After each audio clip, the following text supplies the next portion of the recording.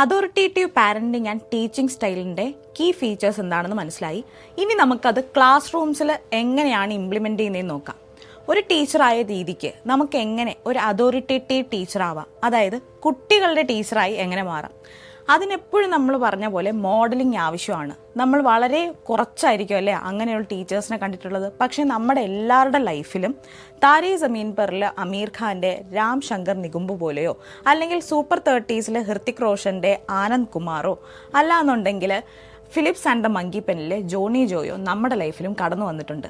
ആ ടീച്ചേഴ്സിനെ നമ്മുടെ മോഡലാക്കി നമ്മൾ ചെറുതായിട്ട് വളരെ സ്ലോയിലായിട്ട് തന്നെ നമ്മുടെ ക്യാരക്ടറിസ്റ്റിക്സ്, അതായത് ഒരു അതോറിറ്റേറ്റീവ് ടീച്ചറിന് എന്തൊക്കെയാണ് വേണ്ടതെന്നുള്ളത് അബ്സോർബ് ചെയ്ത് ഇംപ്ലിമെൻ്റ് ചെയ്യുക. ഇതൊരിക്കലും ഈസി ആയിട്ടുള്ളൊരു കാര്യമല്ല. നമുക്ക് സ്വിച്ച് ഇട്ടതുപോലെ ഓൺ ചെയ്യാനോ ഒന്നും പറ്റുന്നതല്ല. കാരണം ഒരു ബൾക്ക് ക്ലാസ് റൂമിൽ ഇത്രയും സ്റ്റുഡൻസ് നിൽക്കുമ്പോൾ നമുക്കതിൽ ഓരോ കുട്ടിക്കും ഒരു പ്രോപ്പർ ടീച്ചറായിട്ട് മാറുക, ഒരു കാം ആൻഡ് കെയറിങ് ആയിട്ട് മാറുക എന്ന് പറഞ്ഞാൽ ക്വൈറ്റ് ഇമ്പോസിബിൾ ആണ്. പക്ഷേ പോസിബിൾ ആയിട്ടുള്ളൊരു കാര്യം തന്നെയാണ്. എങ്ങനെയാണ് നമ്മളത് ഇംപ്ലിമെൻ്റ് ചെയ്യേണ്ടത് നോക്കാം. ഫസ്റ്റ് ഓഫ് ഓൾ നമ്മൾ പ്രോപ്പറായിട്ട് നമ്മുടെ കുറവുകൾ എന്താണെന്ന് മനസ്സിലാക്കുക, നമ്മുടെ ട്രിഗർ പോയിന്റ്സ് എന്താണെന്ന് മനസ്സിലാക്കുക. കുട്ടികൾ ഒരുപാട് ശബ്ദം ഇടുന്നതാണോ, ഒച്ചപ്പാടുണ്ടാക്കുന്നതാണോ, ഡിസിപ്ലിൻ കീപ്പ് ചെയ്യാത്തതാണോ, ചിലപ്പോൾ നമുക്ക് എന്താണ് കുട്ടികൾ കൃത്യമായിട്ട് ഹോംവർക്ക് ചെയ്തിട്ട് വന്നില്ല, അതായിരിക്കും നമ്മുടെ ട്രിഗർ പോയിന്റ്സ്. അപ്പോൾ പ്രോപ്പറായിട്ട് എന്ത് കാര്യമാണ് നമ്മൾ ട്രിഗർ ആക്കുന്നത് എന്ന് കണ്ടുപിടിക്കുക. അതിനുശേഷം നമ്മുടെ സ്റ്റൈലിൽ, നമ്മുടെ ടീച്ചിങ് സ്റ്റൈലിൽ എങ്ങനെ നമുക്ക് ആ ഒരു കെയർ നമുക്ക് കുട്ടികളിലേക്ക് കൊണ്ടുവരാൻ നോക്കുക. അതായത് വാലിഡേഷൻ ആയിക്കോട്ടെ, അക്കൗണ്ടബിലിറ്റി ആയിക്കോട്ടെ, വാംത്ത് ആയിക്കോട്ടെ, അതെന്താണ് പഠിപ്പിക്കുമ്പോൾ തന്നെ നമുക്കത് കുട്ടികൾക്ക് കൊടുക്കാൻ കഴിയണം. ഇതിന് ഏറ്റവും ആദ്യം നോക്കേണ്ടത്, സപ്പോസ് നമ്മൾ പഠിപ്പിച്ചുകൊണ്ടിരിക്കുന്ന സമയത്ത് ഒരു കുട്ടി ക്ലാസ്സിൽ ശ്രദ്ധയില്ലാതിരിക്കുകയാണ്. നമ്മുടെ നോർമൽ രീതി എന്താണ്, ആ കുട്ടിയെ പബ്ലിക്കായിട്ട് വിളിക്കുന്നു, എവിടെയായിരുന്നു ശ്രദ്ധ എന്നൊക്കെ പറഞ്ഞ് നമ്മൾ ഒരുപാട് ആ കുട്ടിയെ വഴക്ക് പറയുകയാണ് ചെയ്യുന്നത്. ആ സ്ഥാനത്ത് നമുക്ക് എന്ത് ചെയ്യാം, ആ കുട്ടിയുടെ അടുത്ത് ചെന്നിട്ട് എല്ലാവരുടെയും മുമ്പിൽ വിളിച്ച് ഒന്ന് ഇൻസൾട്ട് ചെയ്യുക. അതിന് പകരം എന്ത് ചെയ്യാം, നമുക്ക് ആ കുട്ടിയോട് പോയിട്ട് എന്തു പറ്റി എന്നുള്ളത് ആ കുട്ടിയുടെ അടുത്ത് പേഴ്സണലി ചോദിക്കാം. എന്നിട്ട് വളരെ കാമായിട്ട് അതുപോലെ ഒരു സ്നേഹത്തോടു കൂടി നമുക്ക് ആ ഒരു റൂൾ ഇംപ്ലിമെൻറ്റേഷൻ കൊണ്ടുവരാം. കുട്ടിയോട് കാര്യം പറഞ്ഞ് ഫസ്റ്റ് ഓഫ് ഓൾ എന്താണ് സംഭവിച്ചതെന്ന് അറിയുക.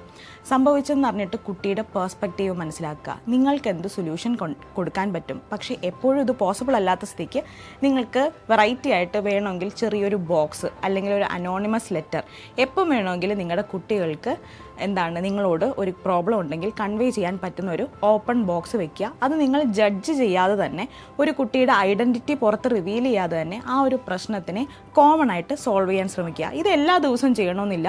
വീക്ക്ലി അല്ലെങ്കിൽ മന്ത്ലി വൺസ് നിങ്ങൾ കുട്ടികൾക്ക് ഈ ഒരു ഓപ്ഷൻ കൊടുക്കുകയാണെങ്കിൽ അവർ വളരെയധികം ഹാപ്പി ആയിരിക്കും. ഇനി രണ്ടാമതൊരു പോയിന്റ് എന്ന് പറയുന്നത്, ചില സമയം കുട്ടികൾ എന്ത് ചെയ്യും, അവരുടെ റൂൾസ് ബ്രേക്ക് ചെയ്യും. ആ സമയത്ത് എഗെയിൻ നമ്മൾ ലോജിക്കൽ ആയിട്ടുള്ള കോൺസിക്വൻസസ് ആണ് കൊടുക്കേണ്ടത്.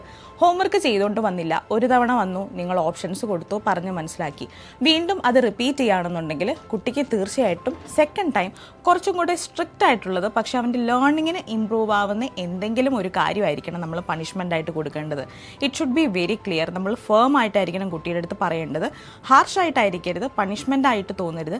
നമ്മൾ അതായത് ഒരു 25-50 ടൈംസ് ഇമ്പോസിഷൻ ഒന്നുമല്ല. പക്ഷെ അവനോട് പറയുക, ഒരു റൈം നീ പ്രസൻറ്റ് ചെയ്ത് കാണിക്കണം ക്ലാസ്സിൽ എല്ലാവരുടെയും മുമ്പിൽ, അല്ലെങ്കിൽ ഒരു പെർട്ടിക്കുലർ ടോപ്പിക്ക് ഒരു ക്ലാസ് എടുത്ത് കാണിക്കുക. അങ്ങനെ ഉണ്ടാവുമ്പോൾ ആ കുട്ടിക്കും മനസ്സിലാവും നിങ്ങളുടെ ബുദ്ധിമുട്ട് എന്താണെന്ന് മനസ്സിലാവും. അതൊരു എംപത്തി ക്രിയേറ്റ് ചെയ്യാനും കൂടെ വളരെ ഹെൽപ്ഫുൾ ആയിട്ടുള്ളൊരു കാര്യമാണ്. ഇനി നമുക്ക് വരുന്ന വേറൊരു പ്രശ്നം എന്ന് പറഞ്ഞു കഴിഞ്ഞാൽ, പല കുട്ടികളും പല സാഹചര്യത്തിൽ നിന്നാണ് വരുന്നത്. ചില സമയം നമ്മൾ ഈ പറഞ്ഞ അതോറിറ്റേറ്റീവ് പാരൻറ്റിങ്ങോ അല്ലെങ്കിൽ ആ ഒരു കെയറിങ്ങോ ഒന്നും കിട്ടാത്തതായിരിക്കും. ചിലപ്പോൾ ആബ്സെൻറ്റ് പാരൻസ് ആയിരിക്കാം. ജോലിയുടെ പ്രകാരമായിട്ട് പാരൻസ് മാറി നിൽക്കുകയും ഒക്കെയുള്ളൊരു സിറ്റുവേഷനിലായിരിക്കും ഒരു കുട്ടി വളർന്നു വരുന്നത്.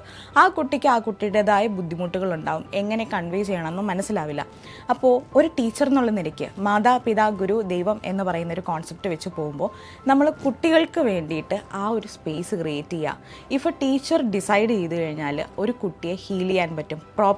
വീട്ടിൽ എന്ത് തന്നെ പ്രശ്നം ആയിക്കോട്ടെ, ആ ടീച്ചറിൻ്റെ ഇഷ്ടത്തിന് വേണ്ടിയിട്ട് ആ കുട്ടി സ്വയം മാറാൻ തയ്യാറാവും. ഇതും നമുക്ക് ഒരുപാട് എക്സാമ്പിൾസും ഒക്കെ ആയിട്ട് നമ്മുടെ മുന്നിൽ തന്നെ ഉണ്ട്. എഗെയിൻ ഈ പറഞ്ഞ കാര്യങ്ങളൊക്കെ ഇംപ്ലിമെൻ്റ് ചെയ്തുകൊണ്ടിരിക്കുമ്പോൾ ചില സമയം നമ്മുടെ കയ്യിൽ നിന്ന് പോയി പോവാം. സ്വാഭാവികമാണ്, നമ്മൾ മനസ്സിലാക്കിയിട്ടില്ല എങ്ങനെയാണ് ചെയ്യേണ്ടതെന്ന്. അപ്പോൾ എപ്പോഴും നമുക്ക് എന്ത് പ്രശ്നം ഉണ്ടായാലും തന്നെ, നമുക്ക് എന്ത് കാര്യം തന്നെ നമ്മൾ ഓഫ് ബോർഡർ പോയി കഴിഞ്ഞു, അല്ലെങ്കിൽ ആ ഒരു സെർട്ടൺ ലിമിറ്റ്സിൽ നിന്നിട്ടല്ല നമ്മൾ ശ്രമിക്കുന്നതെന്നുണ്ടെങ്കിൽ, അല്ലെങ്കിൽ അതിൽ നിന്ന് നമ്മുടെ കൈവിട്ട് പോയി എന്നുണ്ടെങ്കിൽ ഉടനെ തന്നെ നമ്മളത് അക്നോളജ് ചെയ്യുക, കുട്ടികളോട് പറയുക this is not the right behaviour.